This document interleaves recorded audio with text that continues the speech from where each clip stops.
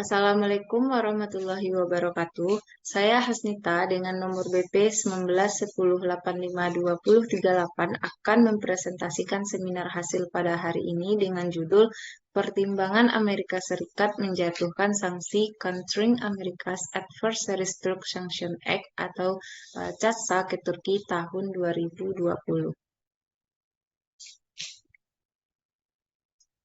Amerika Serikat dan Rusia merupakan dua negara adikuasa yang terlibat dalam Perang Dingin yang melibatkan perang ideologi dan teknologi. Berakhirnya Perang Dingin yang ditandai dengan runtuhnya Uni Soviet menjadi beberapa negara dan menjadikan Amerika Serikat keluar sebagai pemenang.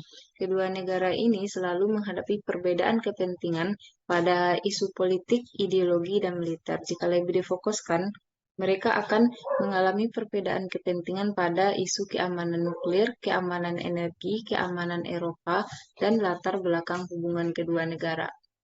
Hingga pada tahun 2014, Rusia melakukan aneksasi terhadap Crimea, yaitu wilayah yang berada di Ukraina, yang menyebabkan Amerika Serikat melakukan respon dengan menjatuhkan sanksi CAATSA terhadap Rusia.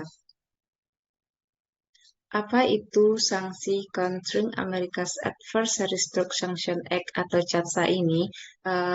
Sanksi ini adalah salah satu hukum federal yang disahkan oleh Amerika Serikat terhadap negara musuhnya, yaitu Rusia, Iran, Korea Utara, dan anggota NATO yang melakukan kerjasama militer dengan tiga negara tersebut.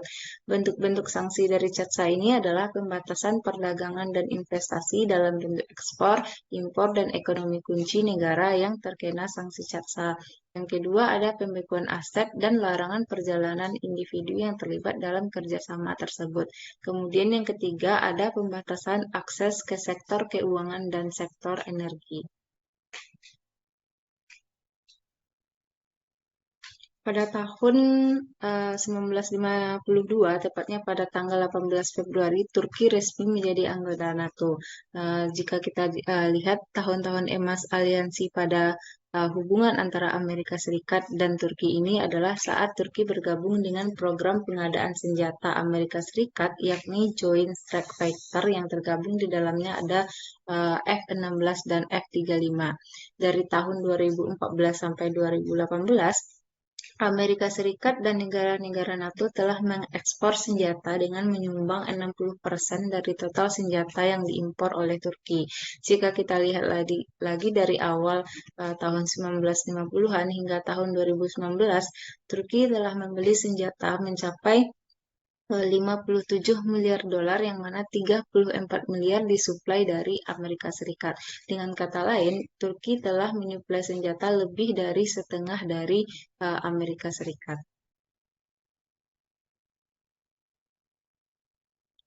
Dari berbagai kerjasama yang terjalin antara Turki dan Amerika Serikat di aliansi NATO, terdapat krisis aliansi antara kedua negara, yaitu pada krisis Siprus, invasi Irak, kudeta militer, isu Kurdi Suriah, dan keamanan Turki yang terancam. Pada tahun 2017, akhirnya Turki menjalin kerjasama militer terkait pembelian sistem pertahanan udara S-400 Rusia, yang mana menyebabkan akhirnya pada tahun 2020 Amerika Serikat resmi menjatuhkan sanksi CAATSA ke Turki.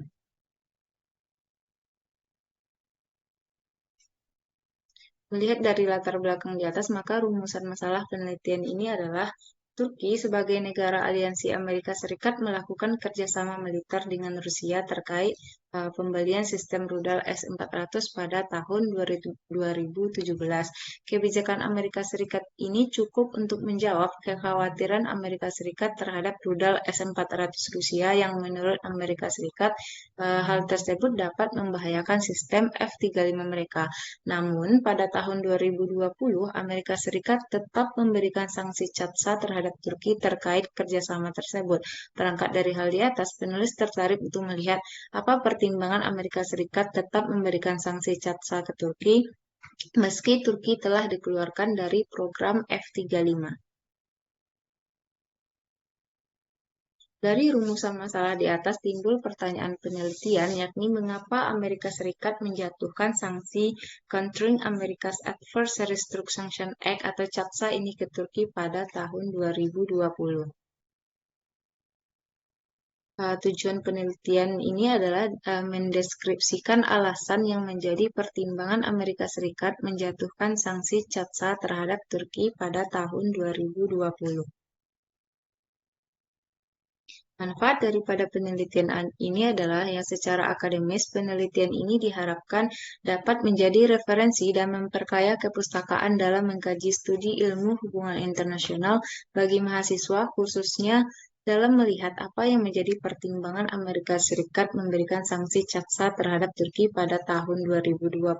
Secara praktis, penelitian ini diharapkan dapat menjadi bahan bacaan dan pengetahuan serta bahan pertimbangan bagi mahasiswa dan pembuat kebijakan dalam melihat apa saja pertimbangan negara dalam memutuskan dan menetapkan sebuah kebijakan, terutama pertimbangan Amerika Serikat dalam menjatuhkan sanksi CAATSA ke Turki.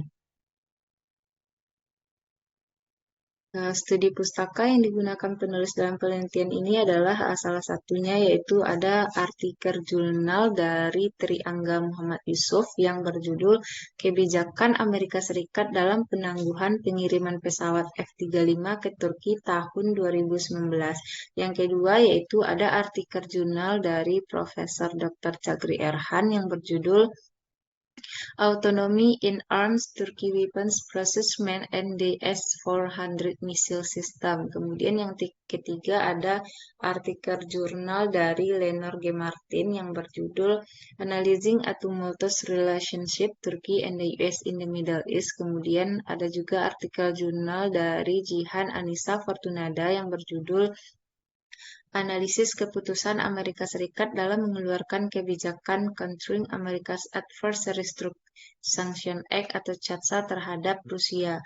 Yang ketiga yaitu ada artikel jurnal dari Dian Naren Budi Prastiti yang berjudul Countering America's Adverse Restriction Act atau CAATSA Inconsistencies, the Case of India S-400 Weapon Procurement.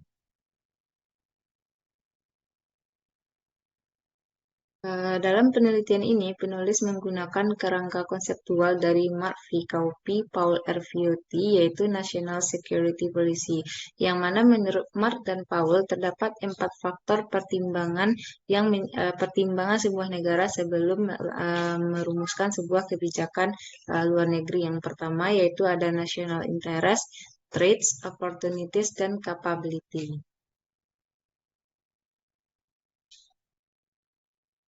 Metode penelitian dalam penelitian ini adalah teknik analisis data menggunakan reduksi data, penyajian data, dan penarikan kesimpulan.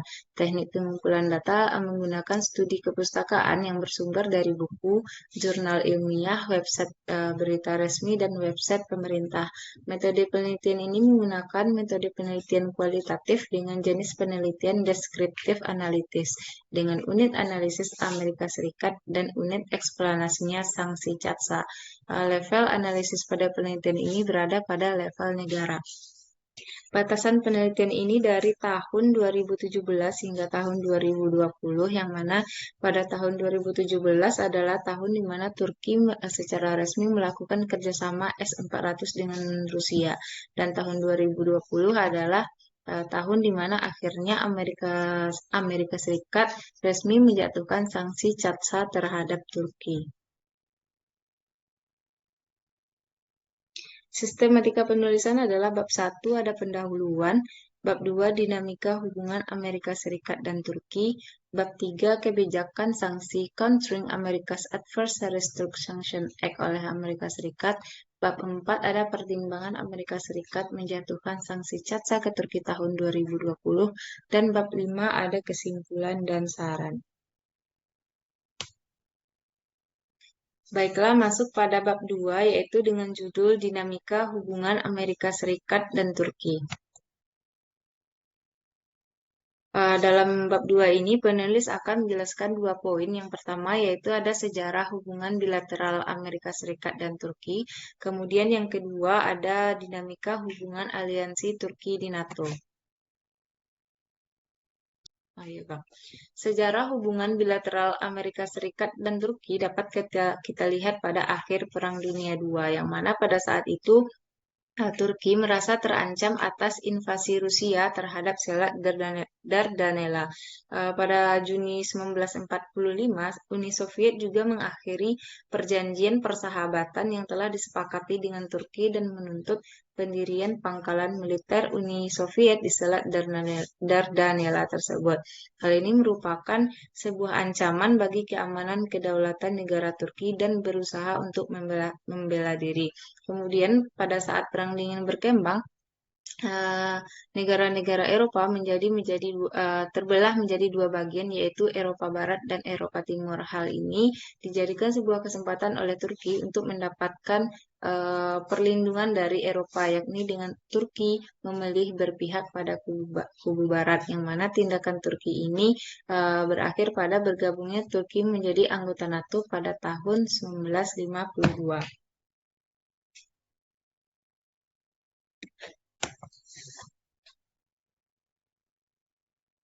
NATO menjadi landasan kebijakan pertahanan keamanan dan menjadi sekutu militer yang saling menguntungkan bagi kedua belah pihak. Turki melihat keanggotaannya di NATO adalah jaminan keamanan dan sebagai salah satu cara memperkuat identitas di kalangan Barat. Tentunya bagi NATO, dengan bergabungnya Turki dalam aliansi menjadi senjata baru bagi negara sekutu, yakni NATO mendapatkan pangkalan militer darat dan laut di kawasan Timur Tengah dan menjadikan Turki sebagai sekutu strategis di sayap selatan NATO.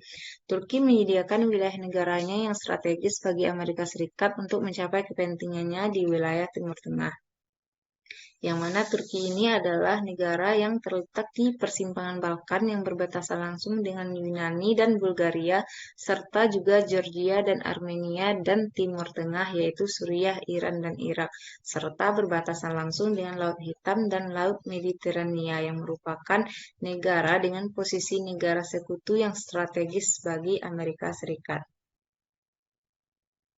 Dalam eh, dalam keanggotaannya di NATO, terdapat dinamika atau pasang surut hubungan yang terjadi antara Turki dan Amerika Serikat, yakni pertama kita akan membahas mengenai kerjasama mereka dalam bidang militer, yaitu program F-35 atau Joint Strike Fighter. Kemudian yang kedua akan membahas konflik Kurdi Suriah, yang mana konflik ini merupakan konflik yang membuat ketegangan yang mendalam antara hubungan antara Amerika Serikat dan Turki. Kemudian yang ketiga yaitu akan membahas mengenai akuisisi Turki terhadap sistem pertahanan udara S-400 Rusia. Program F-35 atau Joint Strike Fighter ini adalah sebuah proyek yang dalam pengadaan industri pertahanan terbesar sepanjang masa bagi Amerika Serikat dan sekutunya, dan diharapkan dapat menjadi pengganti pesawat tempur F-16, F-18, AN-6, A-10, AV-HB, Jaguar Sea Harrier, dan AMX sebagai pesawat tempur Amerika Serikat generasi sebelumnya. Dalam pengembangan program F-35 ini, Amerika Serikat mengembangkan dengan negara-negara konsorsium yang terdiri dari 9 negara, yaitu yang pertama ada Inggris, Belanda, Italia, Australia, Denmark, Kanada, Norwegia, Turki, dan Amerika Serikat itu sendiri.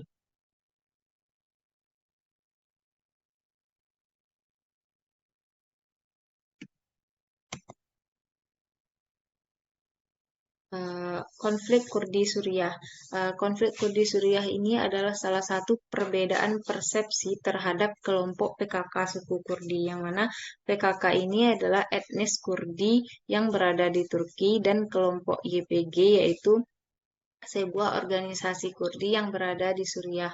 Pada tahun 2016, Turki menyerang YPG, yang mana di saat Turki menyerang YPG tersebut terdapat 2.000 pasukan militer Amerika Serikat yang berada di situ.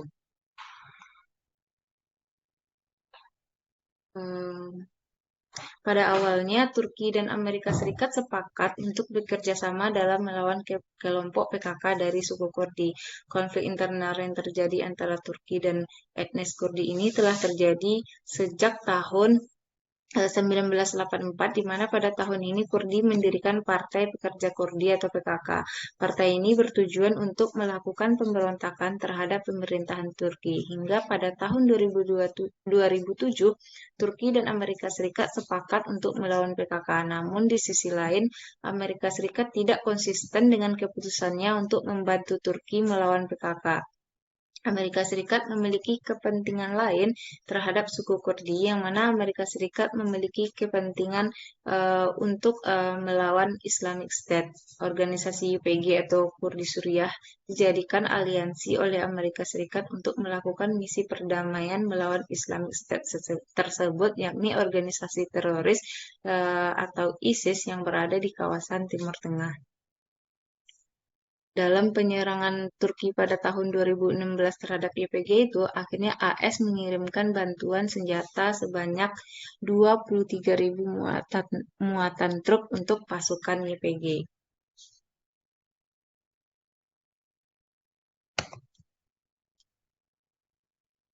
Kemudian akuisisi Turki terhadap sistem pertahanan udara S-400 Rusia. Tentunya akuisisi yang dilakukan oleh Turki terhadap pertahanan udara S-400 Rusia ada beberapa alasan. Penulis menemukan bahwa yang pertama yaitu ada kegagalan transaksi rudal pada tahun 2015 antara Turki dan Amerika Serikat. Yang mana pada saat itu Amerika Serikat memberikan sanksi dan penekanan hingga nilai lira jatuh pada angka 60% dan menekan ekonomi Turki. Kemudian juga terjadi serangan roket ke kota Kilis oleh ISIS. Beberapa ancaman-ancaman yang dirasakan oleh Turki terhadap perbatasan negaranya dan ketidakmampuan Amerika Serikat untuk menunjang pertahanan negaranya telah membuat keputusan Turki untuk menandatangani kerjasama S-400 Rusia pada tahun 2017.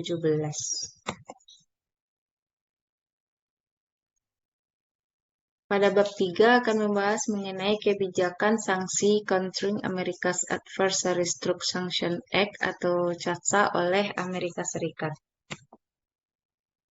Pada bab 3 ini penulis akan menjelaskan 3 poin. Yang pertama yaitu prinsip kebijakan luar negeri Amerika Serikat. Kemudian yang kedua yaitu dinamika hubungan Amerika Serikat dan Rusia. Dan yang ketiga yaitu kebijakan sanksi CAATSA oleh Amerika Serikat.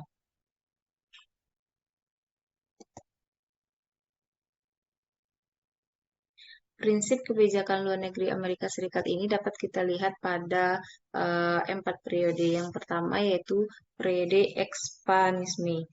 Periode ekspanisme yang mana periode ini adalah periode yang terjadi pada awal-awal berdirinya Amerika Serikat.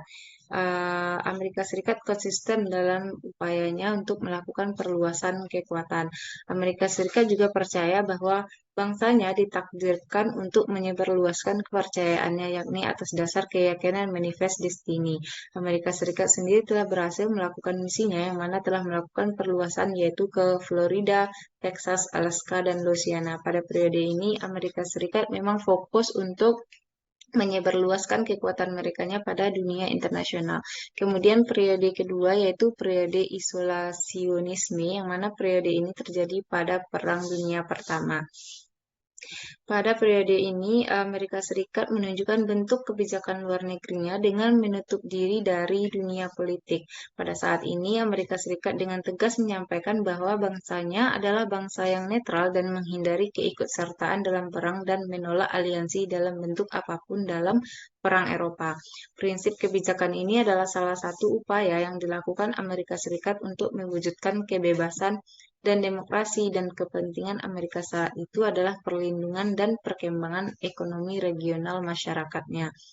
Kemudian pada periode intervensionisme, periode ini terjadi pada Perang Dunia II, yang mana prinsip isolasionisme ini tidak dapat lagi dipertahankan Amerika Serikat karena perkembangan kekuatan baru, yakni fasisme dan komunisme terus menyebar. Saat Perang Dunia Kedua terjadi, Amerika Serikat ikut serta dalam melawan kubu sentral dan berusaha melawan fasisme bersama negara-negara demokratis lainnya. Kepentingan Amerika Serikat saat itu adalah membantu negara-negara demokratis dalam semua hal, terutama dalam melawan kekuatan Nazi Jerman. Kemudian yang keempat ada periode unilateralisme hingga saat ini. Pada periode ini, pada saat perkembangan Perang Dingin, yang mana pada periode ini Amerika Serikat muncul sebagai negara yang bertindak atas dasar keinginan sendiri tanpa melibatkan pihak-pihak eksternal. Amerika Serikat meyakini bahwa bangsanya tidak akan tunduk pada prinsip-prinsip yang akan bertentangan dengan kepentingan negaranya. Periode ini adalah setelah berakhirnya Perang Dingin, yang mana kepentingan dan sistem internasional yang semakin kompleks telah merubah arah kebijakan luar negeri dari Amerika Serikat itu sendiri. Prinsip kebijakan luar negeri ini berfokus pada mempertahankan kekuatan militer dan hegemoni global melalui strategi keamanan nasional. Yang ketiga, poin yang kedua yaitu dinamika hubungan Amerika Serikat dan Turki.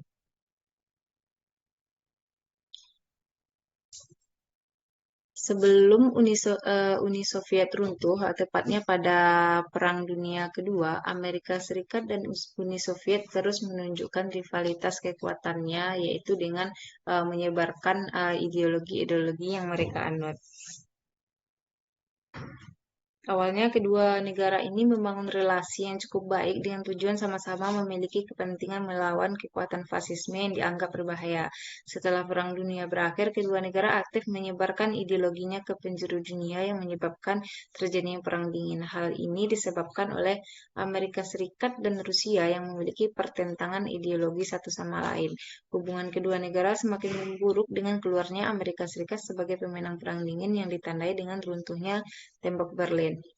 Pada saat sebelum Uni Soviet runtuh, ketegangan antara kedua negara juga dapat dilihat pada Perang Vietnam Utara dan Vietnam Selatan, yang mana pada perang ini tidak hanya perang antara Vietnam Utara dan Vietnam Selatan, namun perang dingin antara Amerika Serikat dan Uni Soviet, yang mana Vietnam Utara didukung oleh Uni Soviet dan Vietnam Selatan didukung oleh Amerika Serikat. Kedua negara terus terlibat dalam Perang Dingin dan ikut campur dalam perang-perang negara kecil.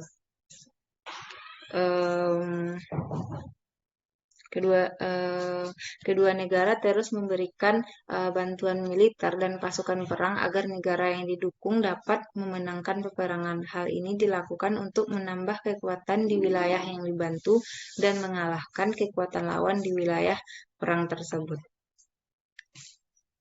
Setelah Uni Soviet runtuh, tahun 2014, Rusia menjadi negara pecahan yang terbesar Uni Soviet, juga terus mengalami perbedaan-perbedaan kepentingan dengan Amerika Serikat, yaitu hingga pada tahun 2014 konflik Rusia-Ukraina yang menyebabkan invasi yang dilakukan oleh Rusia terhadap Crimea, yang menyebabkan akhirnya Amerika Serikat memberikan respon dengan memberikan sanksi CAATSA, yang merupakan awal mula lahirnya sanksi CAATSA ini. Kemudian juga tahun 2016 terjadi perang pengusiran diplomatik antara kedua negara.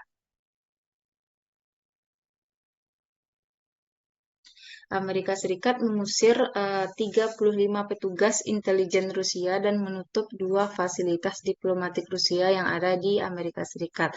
Hal ini dilakukan karena Amerika Serikat menganggap Rusia melakukan serangan cyber yang jahat dan melakukan intervensi terhadap Presiden Amerika Serikat pada saat itu. Tindakan ini juga dibalas oleh Rusia dengan mewajibkan Amerika Serikat untuk mengurangi staf diplomatiknya menjadi 455 orang, yang mana jumlah ini setara dengan jumlah misi diplomatik Rusia di Amerika Serikat. Rusia juga menegaskan menolak hak kedutaan Amerika Serikat untuk menggunakan 2 propertinya yang berada di Moskow. Tindakan ini langsung direspon oleh Amerika Serikat dengan mengharuskan Rusia untuk menutup konsulatnya di San Francisco dan 2 kantor diplomatiknya yang berada di Washington dan New York. Berbagai ancaman dan tindakan yang saling serang yang dilakukan oleh Amerika Serikat dan Rusia karena memiliki pemahaman yang salah antara satu sama dengan yang lainnya. Kedua negara terus menunjukkan perbedaan pendapat tanpa memperdulikan kondisi internasional.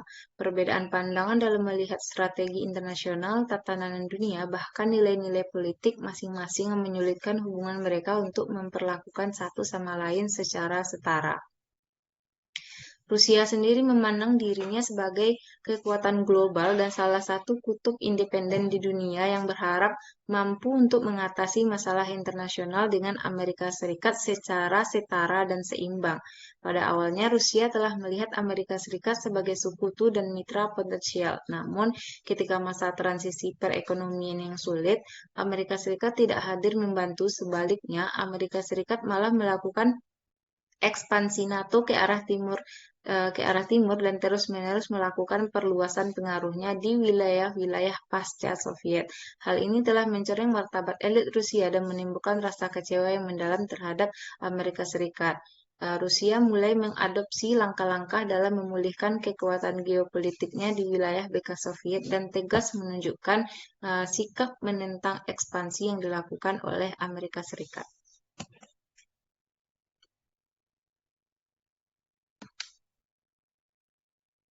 Kebijakan sanksi Countering America Adversaries to Sanctions Act atau CAATSA oleh Amerika Serikat. Dalam penelitian ini, penulis menjelaskan beberapa negara yang terkena sanksi CAATSA oleh Amerika Serikat. Yang pertama yaitu penjatuhan sanksi CAATSA terhadap Rusia. Pada bulan Agustus tahun 2017, Amerika Serikat secara resmi mengesahkan Undang-Undang CAATSA yang lahir atas kekhawatiran Amerika Serikat terhadap tindakan-tindakan Rusia, termasuk invasinya ke Crimea, Ukraina. Undang-undang ini bertujuan memberikan tekanan politik bagi Rusia melalui skema dan pasal-pasal yang ditentukan oleh Amerika Serikat. Setelah undang-undang ini diberlakukan kepada Rusia pada tahun 2014, akhirnya Amerika Serikat memberlakukan undang-undang ini dengan cakupan yang lebih luas, yakni ditujukan kepada negara lain yang merupakan aliansi Amerika Serikat yang dianggap menghalangi kepentingan Amerika Serikat dengan melakukan kerjasama dengan pertahanan Rusia. Menurut pasal 231 CAATSA bahwa Amerika Serikat berhak menjatuhkan sanksi terhadap negara yang melakukan transaksi maupun kerjasama dengan pertahanan dan intelijen pemerintah Rusia. Salah satu sanksi yang dijelaskan dalam pasal tersebut adalah pada Sanction 235 yang berupa sanksi ekspor yang mana Amerika Serikat berhak tidak mengeluarkan lisensi khusus dan tidak memberikan izin untuk mengekspor barang atau teknologi dalam bentuk apapun kepada negara yang terkena sanksi. Kemudian negara kedua yang mendapat sanksi CAATSA adalah Turki. Respon ini dilakukan dengan motivasi bahwa marahnya Amerika Serikat atas tindakan Rusia mengenai dukungannya kepada Presiden Bashar al-Assad dalam perang Rusia. Kemudian juga terbuktinya tindakan jahat Rusia atas intervensi yang dilakukan negaranya terhadap pemilihan Presiden Amerika Serikat tahun 2016. Hingga akhirnya pada tahun 2020 Amerika Serikat menjatuhkan sanksi CAATSA terhadap industri pertahanan kepresidenan atau SSB Republik Turki sesuai dengan pasal 231 dalam Undang-Undang CAATSA. Tindakan yang diputuskan oleh Amerika Serikat ini tidak dimaksudkan untuk melemahkan kemampuan militer sistem pertahanan Turki, namun semata-mata untuk memberikan dampak yang buruk bagi Rusia atas respon Amerika Serikat atas tindakan kejahatan internasionalnya. Dalam pasal yang tertuang dalam poin 231 CAATSA bahwa setidaknya terdapat 5 dari 12 sanksi pada bagian 235 yang akan diberikan kepada setiap orang dan negara yang terlibat kerjasama dengan sektor pertahanan atau intelijen Federasi Rusia. Berikut beberapa poin sanksi yang diterima oleh Turki, yaitu yang pertama ada pasal 235A bagian 1, yaitu larangan bantuan ekspor dan impor terhadap pemerintahan Turki. Pasal 235A bagian 2, yaitu larangan pemberian lisensi dan otorisasi ekspor khusus Amerika Serikat untuk barang atau teknologi apapun yang ditransfer ke SSB. Kemudian pasal 235A bagian 3 yaitu larangan pinjaman atau kredit oleh lembaga keuangan Amerika Serikat kepada SSB dengan total lebih dari 10 juta dolar dalam kurun waktu 12 bulan. Kemudian dalam pasal 235A bagian 4 yaitu Amerika Serikat menentang pinjaman yang dapat menguntungkan Turki dari lembaga keuangan internasional. Pada bagian 235A bagian 7, 8, 9, 10, 11, dan 12 yaitu pemblokiran penuh dan pembatasan visa bagi Presiden SSB yaitu Dr. Ismail Demir, Wakil Presiden SSB yaitu Faruk Igit, Kepala Departemen Pertahanan Udara dan Luar Angkasa SSB yakni Serhat Gimcaklu, Manajer Program Direktorat Sistem Pertahanan Udara Regional SSB yaitu Mustafa Alpardenis.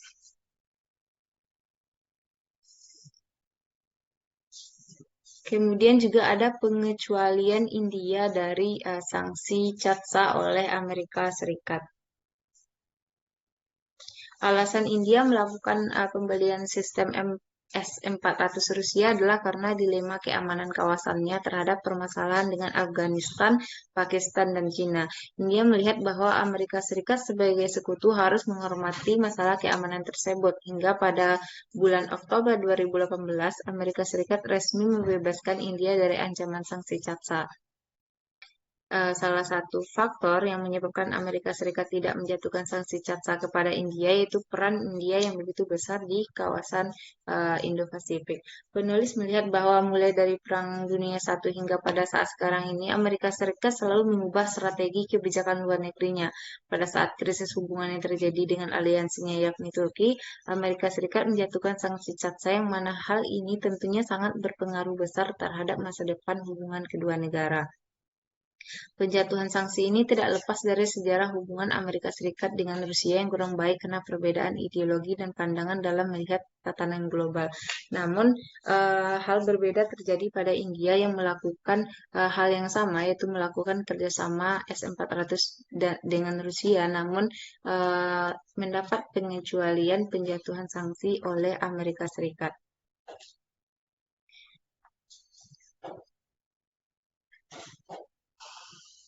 Hal ini penulis lihat bahwa Amerika Serikat memiliki kepentingan lain yang lebih penting dengan motivasi bahwa hubungan bilateral yang tetap baik dengan India adalah pilihan yang tepat alih-alih menjatuhkan sanksi yang dapat menyebabkan hubungan kedua negara retak. Kekuatan India sebagai aliansi Amerika Serikat untuk melawan Tiongkok di Indo-Pasifik lebih menjadi prioritas Amerika Serikat daripada menghasilkan aliansi antara dua negara tersebut.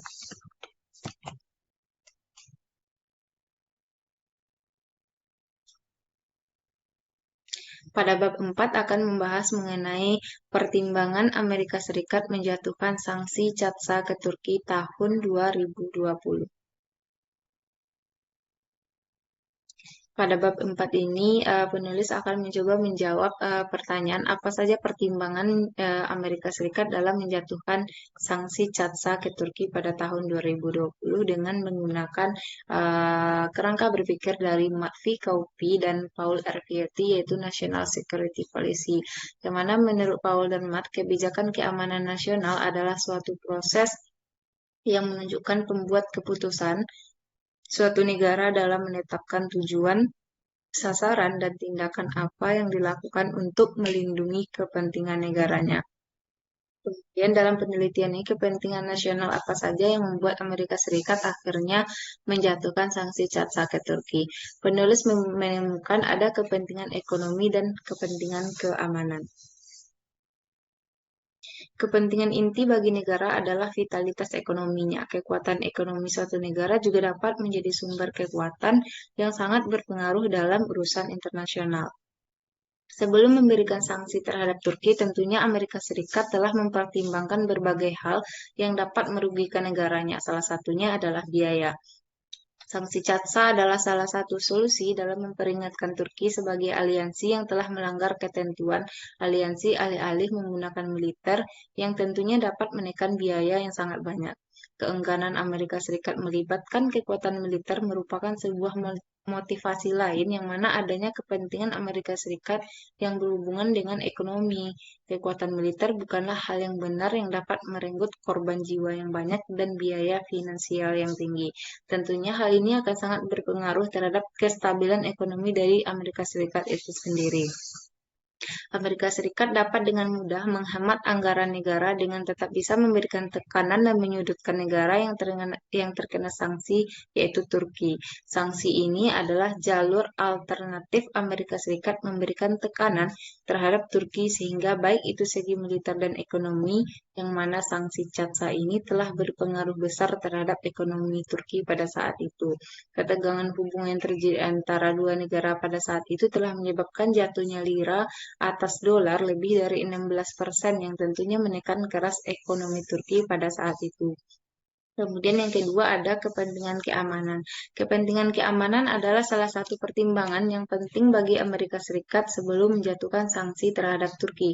Melihat berbagai gejolak yang terjadi di Timur Tengah dan sekitar kawasan Turki, Amerika Serikat mengalami dilema keamanan dan dilema aliansi terhadap posisinya pada kerjasama yang terjadi antara Turki dengan Rusia.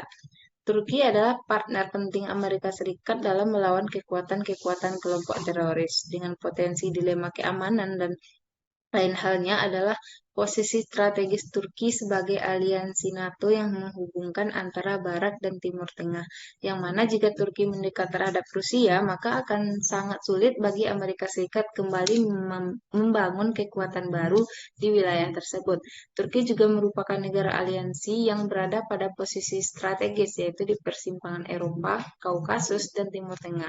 Kedekatan Rusia dan Turki adalah ancaman terhadap keamanan bagi Amerika Serikat karena akan berpengaruh besar terhadap kepentingan dan tujuan-tujuan besar Amerika Serikat terhadap Turki dan khususnya Timur Tengah. Namun Amerika Serikat terus menekankan bahwa pada dasarnya sanksi CAATSA ini diberikan kepada Turki adalah semata-mata untuk melawan kekuatan Rusia. Pada poin kedua yaitu ancaman yang dirasakan oleh Amerika Serikat atas kerjasama pembelian pertahanan udara S-400 Rusia oleh Turki. Penulis menemukan ada dua ancaman yang dirasakan oleh Amerika Serikat. Yang pertama yaitu ada sistem S-400 Rusia tidak boleh diintegrasikan dengan pesawat tempur F-35. Kemudian yaitu ada kehadiran Rusia di Timur Tengah.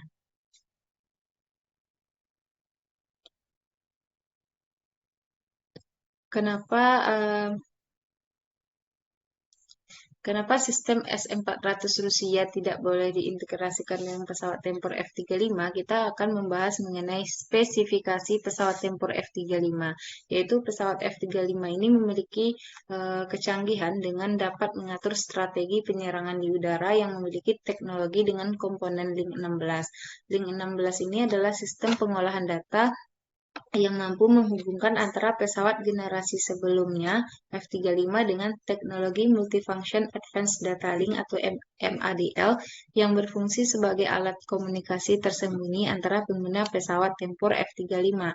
Teknologi tersembunyi adalah sistem deteksi Identification Friend or Foe yang akan mengetahui dan mengidentifikasi senjata musuh di langit.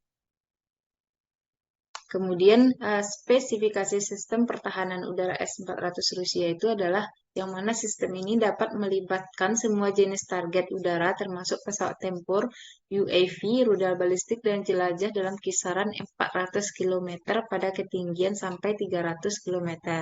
S-400 ini juga dapat diintegrasikan ke dalam unit pertahanan udara sekarang dan di masa depan dari Angkatan Udara, Angkatan Darat, dan Angkatan Laut. Kontrol tembak dari radar pelacak target S-400 ini adalah 92N6E yang mana dapat mendeteksi dan melacak pesawat, helikopter, rudal jelajah, rudal pesawat, dan rudal balistik dalam jarak 600 km dan juga dapat melacak secara sekaligus hingga 300 target. Pos komando dilengkapi dengan konsol ACD untuk memproses data surveiliansi wilayah udara, radar kontrol, dan monitor jarak jauh, melacak aktivitas yang merupakan ancaman udara, mengkoordinasikan dengan baterai lainnya. Sistem ini juga mampu bertukar data dengan sistem lainnya seperti SA-12, SA-23, dan S-300. Jadi, jika Turki ingin memiliki S-400 Rusia dan pesawat tempur F-35 dari Amerika Serikat, maka Turki harus melakukan pengintegrasian sistem Link 16 pada F-35 tersebut ke rudal S-400 Rusia agar rudal buatan Rusia ini tidak terdeteksi sebagai senjata musuh F-35. Cara kerja yang seperti inilah yang menurut Amerika Serikat bahwa S-400 tidak kompatibel dengan F-35 mereka, yang menurut Amerika Serikat kecanggihan dari S-400 dapat mencuri informasi dan melakukan sabotase terhadap F-35 mereka. Kemudian ancaman selanjutnya itu kehadiran Rusia di Timur Tengah. Pada peta ini dapat kita lihat bahwa Turki adalah negara yang menghubungkan antara Timur Tengah dan Eropa. Timur Tengah adalah kawasan yang dimanfaatkan oleh Rusia sebagai kawasan dalam mengimbangi kekuatan negara-negara Barat. Kekhawatiran geostrategis Amerika yang paling umum adalah terus berupaya mengeluarkan kebijakan yang dapat mencegah situasi apapun yang dapat meningkatkan pengaruh politik atau militer Rusia di kawasan Timur Tengah. Berbagai hubungan yang berlanjut dan semakin mendalam antara Turki dan Rusia di bidang tertentu, terkhusus dalam bidang militer, tetap menimbulkan kekhawatiran bagi Amerika Serikat. Kehadiran Rusia di Timur Tengah tetap tidak dapat ditoleransi oleh Amerika Serikat karena dianggap selain bertentangan dengan kepentingan Amerika Serikat, namun juga mempersulit realisasi daripada kepentingan-kepentingan tersebut. Gejolak kekuatan yang terus berubah-ubah di kawasan dengan posisi Amerika Serikat sebagai kekuatan eksternal di kawasan Timur Tengah telah dipersulit dengan kehadiran Rusia yang dianggap terus melakukan tindakan yang berlebihan terhadap aliansi Amerika Serikat terkhusus Turki, yang mana Amerika Serikat mengalami penurunan performa pengaruh di Turki dan kawasan Timur Tengah dikarenakan geopolitik yang terus berubah dan keterlibatan aktor lain seperti Rusia.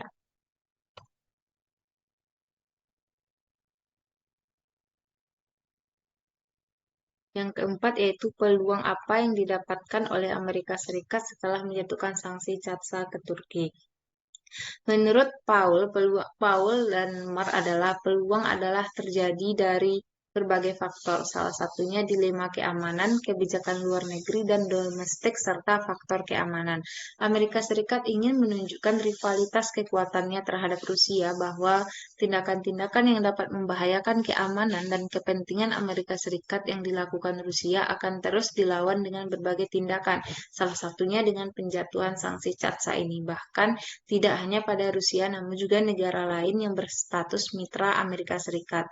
Pelanggaran yang dilakukan Turki adalah sebuah kesempatan yang dapat dimanfaatkan oleh Amerika Serikat untuk memperlihatkan rivalitas kekuatan dan keefektifan dari sanksi CATSA ini sebagai langkah untuk melawan kekuatan-kekuatan Rusia.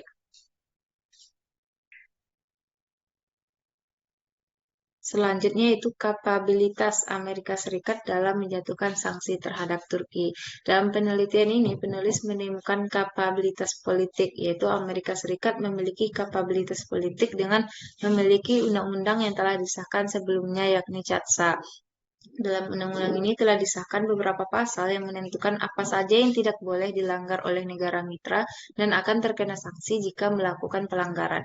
Amerika Serikat juga melihat dan mengevaluasi sanksi melalui Departemen Keuangan Amerika Serikat, yaitu Kantor Pengawasan Aset Asing atau OFAC. Dalam memberikan sanksi terhadap Turki ini, Amerika Serikat sebelumnya telah berkoordinasi dengan pihak PBB, yang mana hal ini makin memperkuat kapabilitas Amerika Serikat dalam menjatuhkan sanksi terhadap Turki.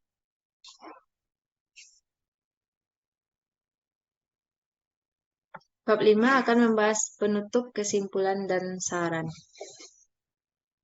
Jadi kesimpulannya dalam penelitian ini adalah berdasarkan analisis dengan menggunakan konsep National Security Policy dari Paul Viotti dan Mark Kauppi, penulis menemukan 4 pertimbangan yang dilakukan sebuah negara dalam kebijakan luar negerinya, yaitu ada national interest, threats, opportunities, capability. Penulis menemukan bahwa keempat faktor tersebut terjadi dalam proses penjatuhan sanksi CATSA oleh Amerika Serikat ke Turki pada tahun 2020.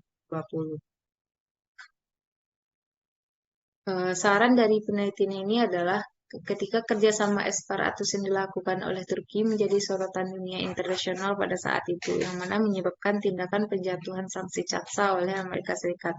Jika melihat hubungan kedua negara yang fluktuatif beberapa tahun ke belakang sebelum sanksi dijatuhkan, sanksi CATSA cukup rentan terhadap retaknya hubungan bilateral kedua negara.